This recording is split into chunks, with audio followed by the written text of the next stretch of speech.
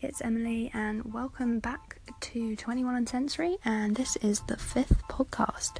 So I hope everyone is doing okay. This week there's been a lot of different stuff going on, so I'm just going to jump straight into it. And if you want to check out my social media, it's at 21 and Sensory on both Twitter and Instagram.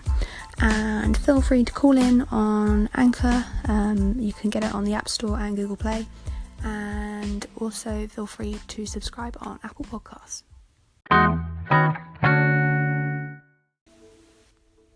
So this week I have been having trouble with my teeth, and not in the normal like painful, oh I've got sensitive teeth, etc. Not in that way.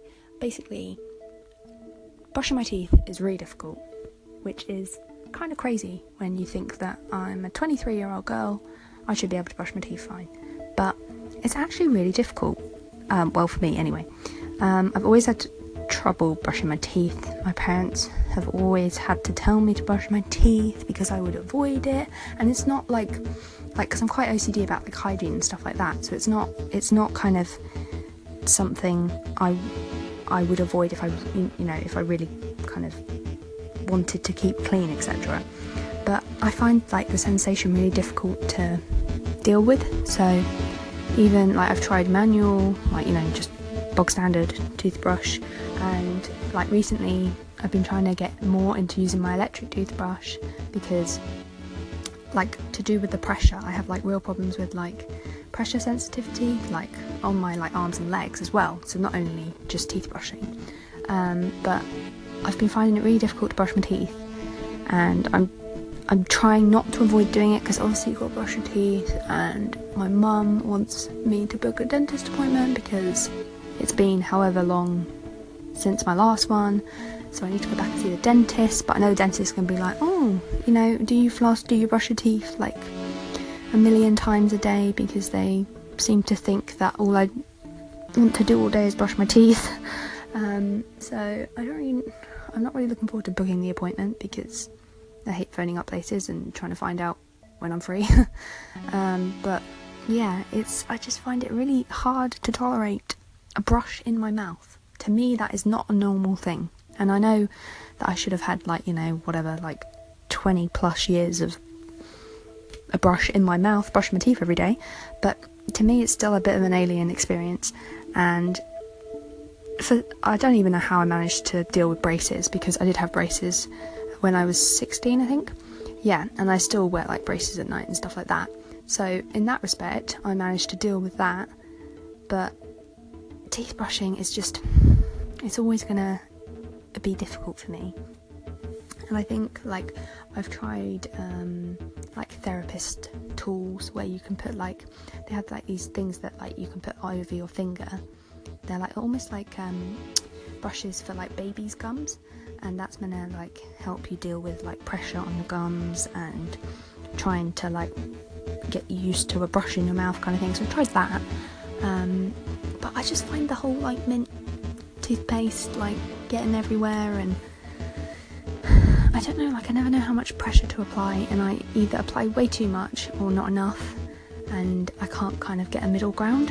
So I don't know, that's just something I've been struggling with recently and most of my life.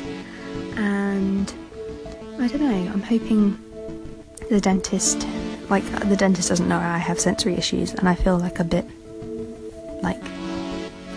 a bit weird discussing it with her, because obviously I only see her once every year or two, or I don't know however long it is. So I'm not really sure how to kind of get better at it. I'm trying to slowly kind of build up a resistance to it. So I'll check back in sometime in the future with a teeth brushing update and let you know how I get on. I know this might not be the most interesting subject to talk about, but it's something that's affecting me right now.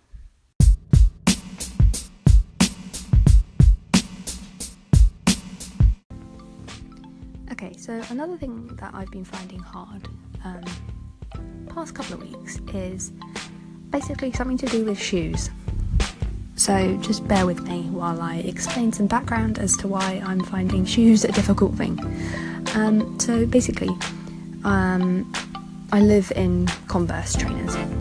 They are literally my life. They are the most comfortable things to wear, and luckily, because I work as a designer, I can go to the office in my own clothes, which is amazing because I can wear comfortable stuff rather than a work uniform, so that's all good. The problem is new shoes. So obviously shoes wear down and you have to buy new shoes. That's just life, isn't it, really? But I find it really difficult to wear new shoes.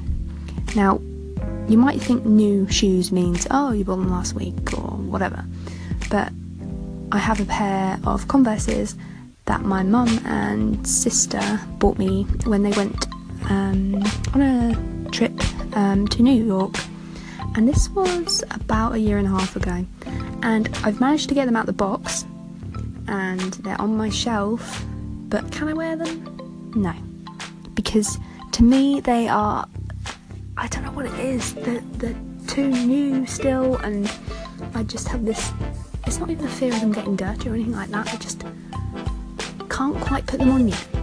And I also have a pair of really nice Vans because my other ones have died and have holes in them, like where the big toe is, so my big toe like pokes out and looks ridiculous, but I'd still rather wear those than the ones that I got for my birthday, which was in May this year. I'd still rather wear the old ones and just wear them to death than the new ones. And I'm sat here and I can see, and I'm sat in my bedroom at the moment, I can see both the new Converses, and they're out on the shelf, and I can see the Vans which are still in the box, and it's so annoying. I don't understand why I can't put them on, but I'm the same with clothes. Like, I don't understand how people can buy clothes and wear them. Like, people who like either wear them the next day or the next week or wear them at the shop, like, what is that? That blows my mind because I just couldn't do that. Number one, I'd have to cut all the tags out of them, so that's at least, like, when I get home, sorting that out. And then I kind of feel like they've got to be in my cupboard or in my drawer for a little bit, just to kind of see how they fit in, sort of thing, which I think is the same with my shoes. Like, they're on my shelf and they're kind of, I don't know, they're good there, and I don't know, I just can't find the right time to wear them. I don't know when to wear them, but I know that I want to wear them. So that's my dilemma. It's a ridiculous dilemma, and at least I can understand it's a ridiculous dilemma, but it's not something, like, it's something that my parents have always known me for. Like, I have always struggled to put new things on, to wear new things, to kind of wear them in, etc., which is why I buy a lot of clothes from, like, really cheap stores, like, I don't know, like, in the UK we have Primark, I guess that would be like Target or Walmart in America, and I buy a lot of clothes in charity shops here in the UK, or like thrift shops, I think they're called in America. So yeah, I buy a lot of like second-hand clothes because I know it sounds weird, but they're already worn into. Obviously I wash them because I am OCD about wearing other people's clothes, but yeah, I wash them and they're just, I don't know, they're less like crisp and new and stiff and like, and people tend to cut like tags out of them and stuff, so I'm second-hand and worn in and old stuff all the way, and do you know what, that's just fine. So another thing I've been struggling with this week, and actually for the past 2, maybe 3 weeks, is basically I live at home with my parents still because obviously life is expensive and I can't afford to rent, buy, live, etc. So yeah, I live at home, and my parents have just redone the main like family bathroom, so yeah, all fine, all good, whatever. But oh my god, I find change so difficult. So what like to me was once my like haven and my like safe place, and it's basically, the bathroom is the room I retreat to after a day at work, pretty much every evening, to have a bath and to like chill. And I sit and I listen to the water because it's my strange weird thing that I love doing. And basically this whole room was ripped out and like a whole new one was put in. So it was always going to be difficult because it was going to look different, it was going to smell different, it was going to feel different. And it's like my little safe hideaway thing where I like to spend most of my like evening time. So the bathroom is lovely. Like, it has like sparkly tiles and it's gorgeous, but it's just not the bathroom I'm used to, and I find that really difficult. But my mum was really like, and both my parents were really like accommodating of how I felt, because like, first reason, like, my mum bought new towels to go with the bathroom, so that's definitely a mum thing, and I totally understand that. But I like our old towels because they're all like, you know, like not worn in, but they're, you know, just towels that I know when I love, kind of thing. And she wants to like slowly phase out the old towels and bring in the new towels. And obviously the new towels are lovely because the colour matches the bathroom, but I found that difficult to deal with. But my mum like consulted me on the paint, which was cool because she wanted like a calming colour in there, and because she knows that that room means a lot to me, like she asked me about the colours and things like that, so that was good.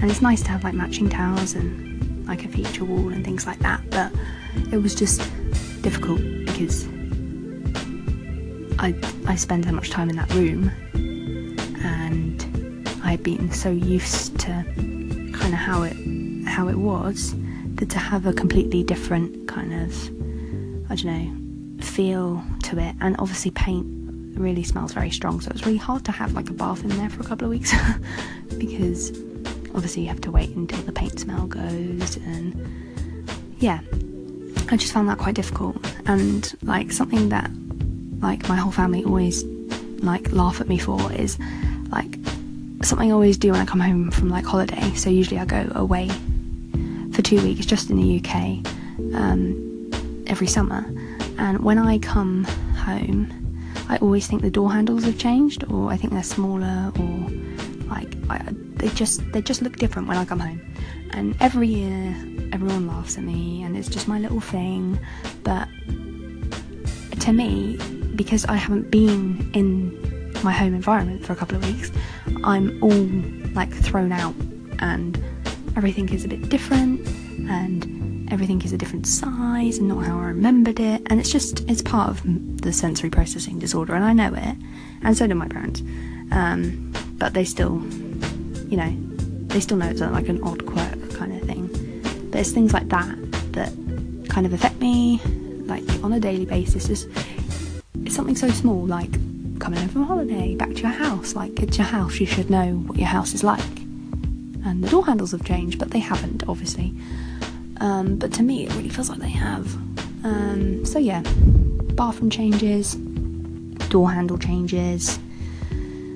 It's just, for some reason my brain is wired differently and it doesn't like change, and I'm better than I was, I think, but it still overwhelms me and I've just got to work with it.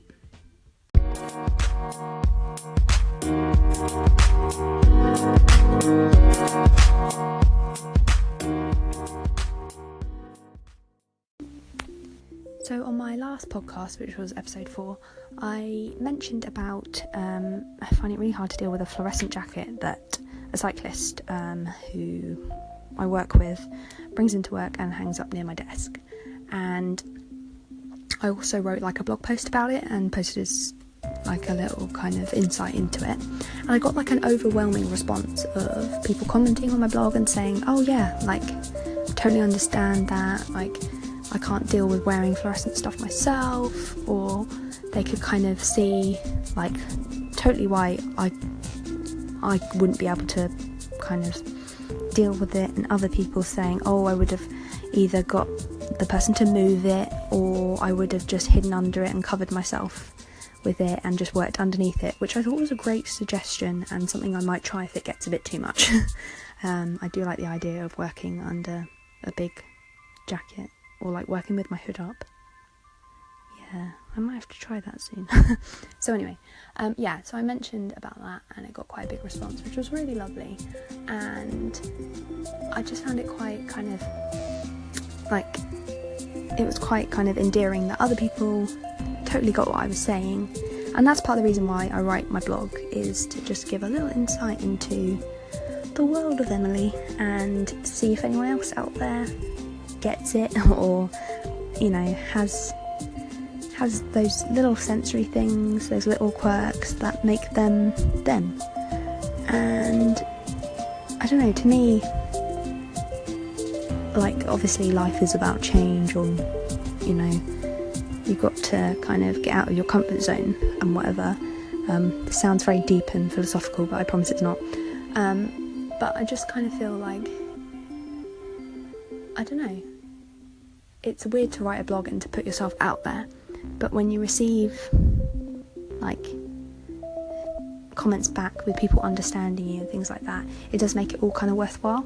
And that's like the only reason I write my blog, is to share my experience. And if one person, just one person in the entire world, gets it or understands it, or it helps them even a tiny little bit, then that's my job done. And that's all I've kind of ever wanted, is to just pass on a little bit of, it's not even my wisdom, because I don't know what I'm talking about. It's just the things I deal with in life and how I cope with it, really. So if you ever have any questions, feel free to comment on my blog, which is 21andsensory.wordpress.com, or kind of email me. I am behind on my emails at the moment because I have a full-time job, which I realise isn't an excuse, but yeah, I need to get on top of my emails, so I'm sorry if I haven't emailed anyone back yet, but I am working on it. But also feel free to hit me up on Instagram and Twitter at 21andsensory, and I will speak to you guys next in, hopefully, maybe either next week or the week after. I want to do these regularly. I want to do them kind of each week, but maybe every 2 weeks. So I'll see you guys then.